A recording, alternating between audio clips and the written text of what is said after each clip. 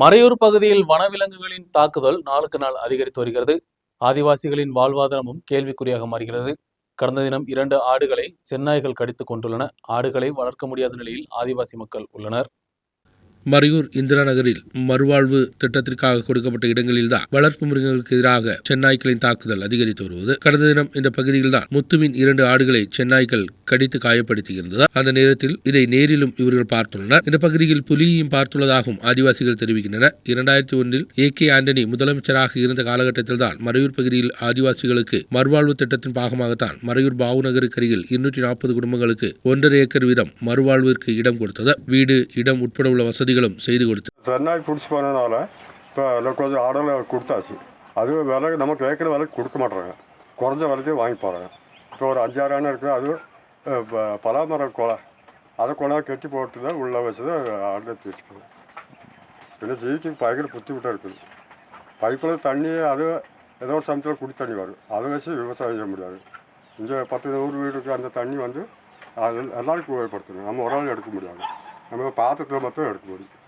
നമ്മുടെ ഈ പ്രദേശത്ത് വന്ന് 240 ഫ്ലോട്ടുകളാണ് ആകെ ഉള്ളത്. ഇതിൽ വന്ന് ഏതാണ്ട് 190 കുടുംബക്കാരാണ് ഇവിടെ താമസിക്കുന്നത്. ഇവിടെ താമസിക്കുന്നുണ്ടെങ്കിലും ഇവിടെ ആവശ്യത്തിന് കുടിവെള്ളം പോലും വളരെ ബുദ്ധിമുട്ടാണ് കിട്ടുന്നത്. ഈ പ്രദേശത്ത് കിട്ടുന്നത്. ഇവിടെ ഇവർ താമസിക്കുന്ന വീടുകളെല്ലാം ഉപയോഗശൂന്യമായ രീതിയിലുള്ള വീടുകളാണ്. അതിനിടയിൽ ഇവർ അത്രയും ഭാരപ്പെട്ട് ഇവിടെ ജീവിക്കാൻ പറഞ്ഞാൽ ഇവിടെ വഴി സൗകര്യങ്ങൾ യാതൊന്നും കൃത്യമായിട്ടില്ല. യാത്രാ സൗകര്യങ്ങളില്ല. കിലോമീറ്ററുകൾ നടന്ന് വേണം ഇവർക്ക് ടൗണുകളിൽ എത്തിച്ചേരാൻ.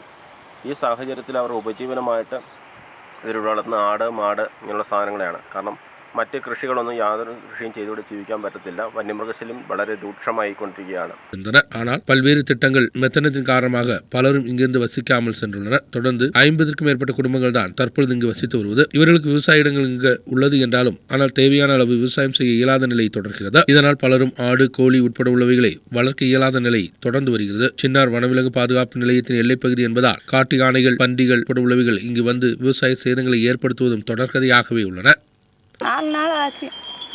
2 ஆடு, ஒரு முட்டைன்னு ஒன்று, ஒரு பொட்டாடை ஒன்று, 2 ஆடு பிடிச்சிருச்சு. பெருசுதான்.